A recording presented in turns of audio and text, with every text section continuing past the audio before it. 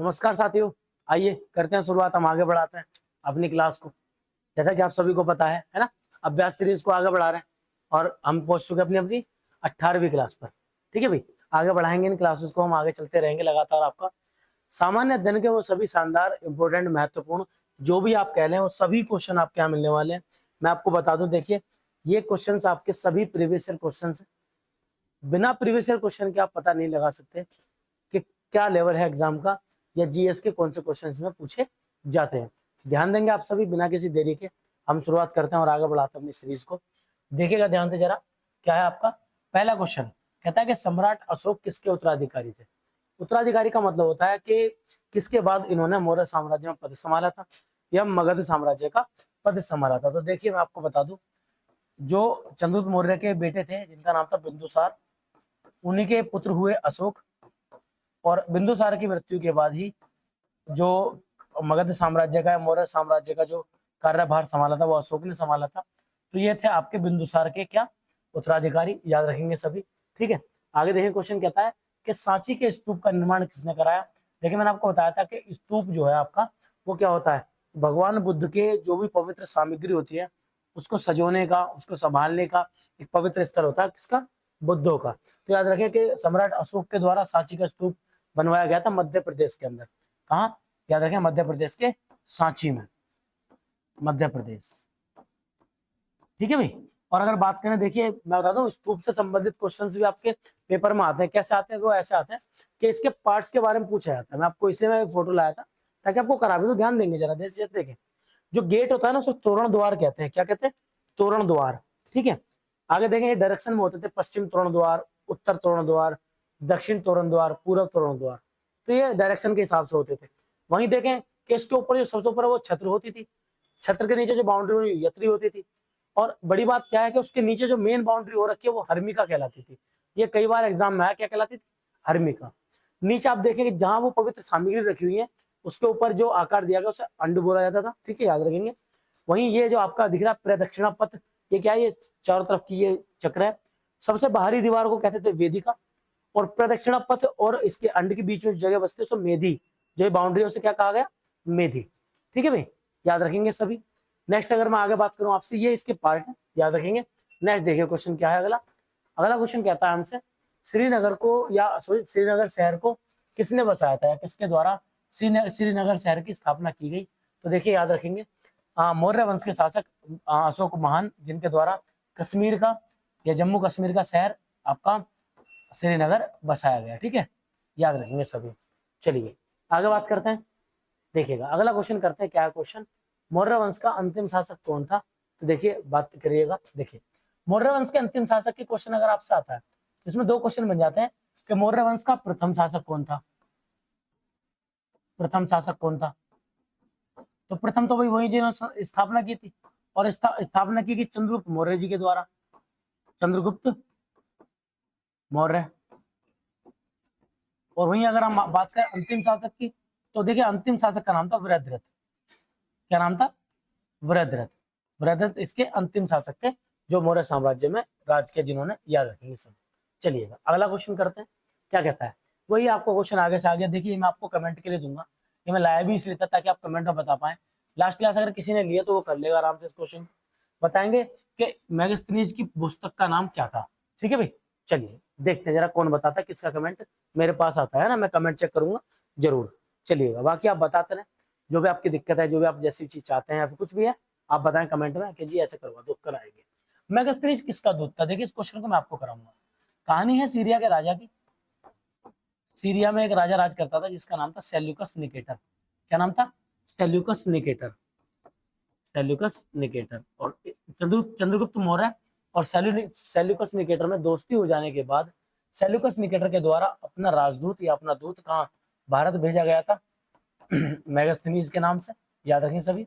और उन्होंने भारत में आके एक पुस्तक लिखी जिसमें आपको सीरिया का या सेल्यूकस निकेटर का और भारत का व्यापार और भारतीयों की कुछ खासियत देखने को मिल जाती है। ठीक है, इसका असली रूप तो खैर नहीं मिलता इंडिका पुस्तक का, सच बताऊं तो मैं। देखिएगा क्वेश्चन क्या है, कनिष्क किस वंश से संबंधित है। तो देखिए कश्मीर के अंदर राज करने वाले, उत्तर मौर्य काल में कश्मीर में राज करने वाले कुषाणों में सबसे महान शासक जो थे उनका नाम था कनिष्क, याद रखेंगे। इनके द्वारा ही शक संवत चलाया गया था, ठीक है भाई, इन्हीं के द्वारा शक संवत भी चलाया गया। आगे बताएंगे आपको हम क्या था शक संवत, ठीक है। याद, ये कुषाण वंश के शासक थे। चलिए आगे देखिए, करा के निम्नलिखित में से राज्य के सप्तांग सिद्धांत के अनुसार राज्य का 7वां अंग कौन सा था, है ना, 7th पार्ट के पूछ रहा। मैं आपको बता दूं, चाणक्य के द्वारा एक सप्तांग सिद्धांत दिया गया था, जिसमें बताया गया कि एक राजा के मुख्य शासन करने के लिए 7 अंग जरूरी है। उन 7 अंगों की तरह ही इसके लिए वो चीजें काम करेंगी, जिसमें 7वां जो अंग होगा, 7वां जो पार्ट होगा वो मित्र होगा या राजा का दोस्त होगा, जो काम करेगा उसके लिए या उसके शासन के लिए। वहीं आगे बात करें नेक्स्ट क्रम में, तो भारतीयों के महान रेशम मार्ग पर किसने आरंभ किया था।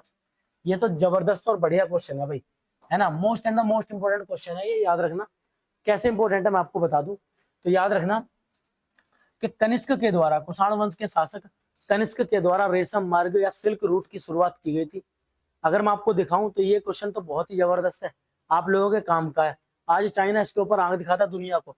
आप देखें, ये जो आप देख रहे हैं ना, चाइना से सिल्क रूट है, ये रेशम का व्यापार होता था यहाँ से इस तरीके से, और ये जाता था कहाँ, यूरोप जाता था, सीधा यूरोप इस तरीके से। और एक समय पर जो कुषाण या कश्मीर में जो वंश राज कर रहा था कुषाण, उसकी राजा थे कनिष्क।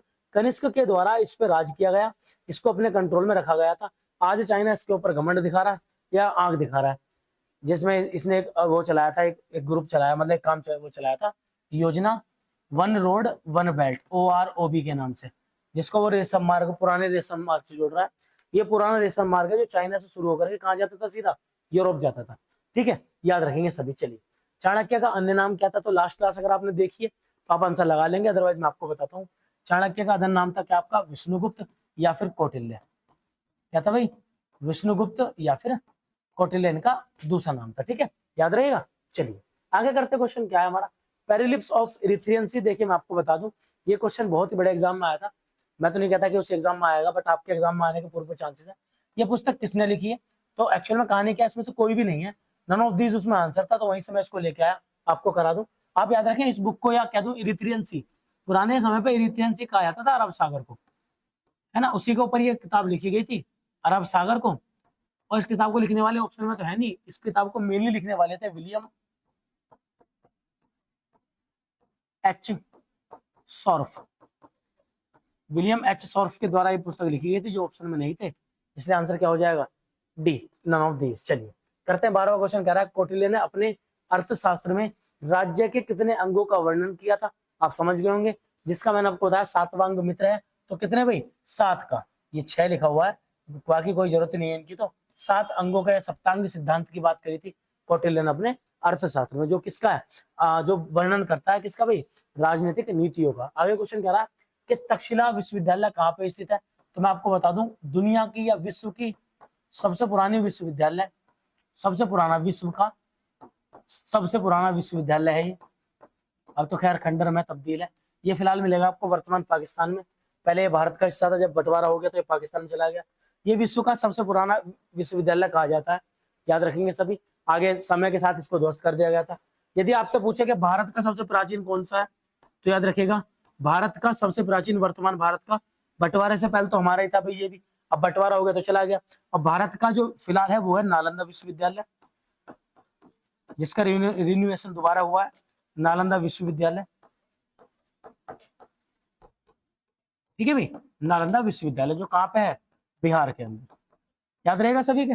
चलिएगा आगे चले, अगला क्वेश्चन करते हैं। क्या है क्वेश्चन, देखिए, मौर्य काल में सीता भूमि किसे कहा जाता था, करेंगे क्वेश्चन भाई, है ना। सीता भूमि क्या है, बहुत अच्छा क्वेश्चन है, मैं आपको बताऊं क्या होती थी। देखो सीता भूमि की कहानी क्या, सीता भूमि होती थी एक्चुअल में जो गवर्नमेंट होती थी, या कह दूं जो राजा के पास भूमि होती थी, उस भूमि को वहीं के लोकल के किसानों को दे दिया जाता था।